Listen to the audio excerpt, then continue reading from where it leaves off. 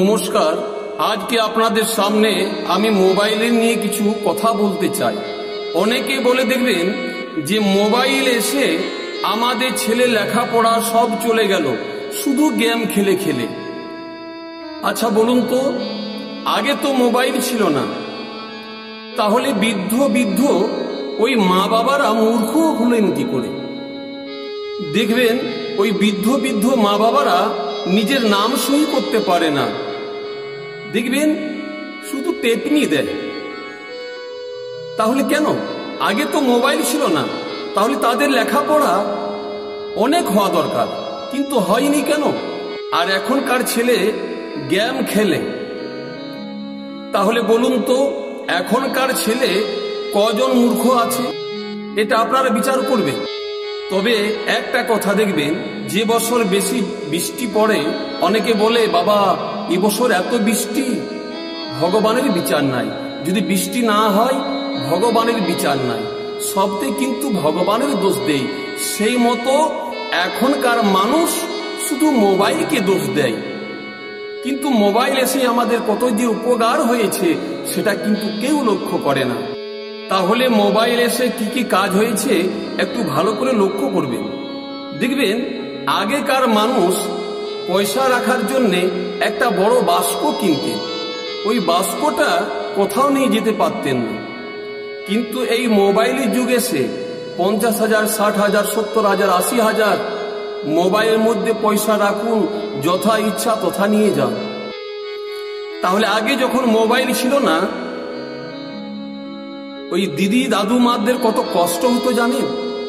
চলতে পারতো না, একটা লাঠি নিয়ে চলাফেরা করত, কিন্তু ওই লাঠি নাতনাদিকে কিন্তু কোলে করে আর ঘোরাতে নিয়ে যেতে হতো। ওই দিদি দাদুদের আর কোনো কষ্ট নেই, যখনই ওই ছেলেরা কাঁদবে তখনই কিন্তু ওই মোবাইলটা দিয়ে দিবেন, দেখবেন ছেলেটা কিন্তু চুপ হয়ে গেছে। তাহলে দিদি দাদুমাকে আর কষ্ট করতে হবে না। তাহলে কত সুখ হয়েছে আমাদের। দেখুন, আগে যখন মোবাইল ছিল না তখনকার ছেলে যদি বাইরে কাজ করতে যেত, কিন্তু মা বাবাদের মন খারাপ হতো, ছেলেরও মন খারাপ হতো, কিন্তু কোনো করার নেই।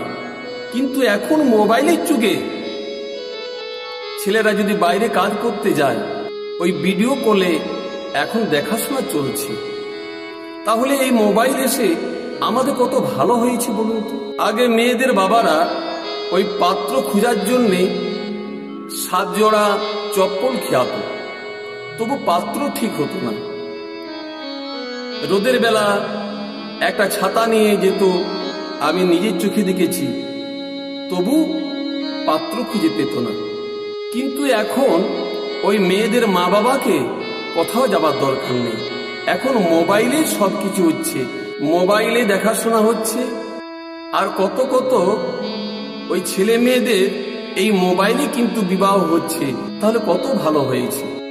তাহলে মোবাইল যখন ছিল না তখন আগেকার ছেলেরা পড়তে বসতো, ওই কেরোসিন তেলের একটা নম্প থাকতো বা লালটেন থাকতো, যদি একটু জোরে হাওয়া চলতো তাহলে ওই নম্প বা লালটেন বন্ধ হয়ে যেত, লেখাপড়া হতো না। কিন্তু এখন কত জোরে যদি হাওয়া চলে, এখনকার ছেলে ওই মোবাইলের মধ্যে দেখবেন টর্চ আছে, ওই টর্চ জেলে আর লেখাপড়া করে। তার জন্যে এখনকার ছেলে লেখাপড়া বেশি হয়। তার কথাগুলো যদি ভালো লাগে একটু লাইক করবেন। নমস্কার।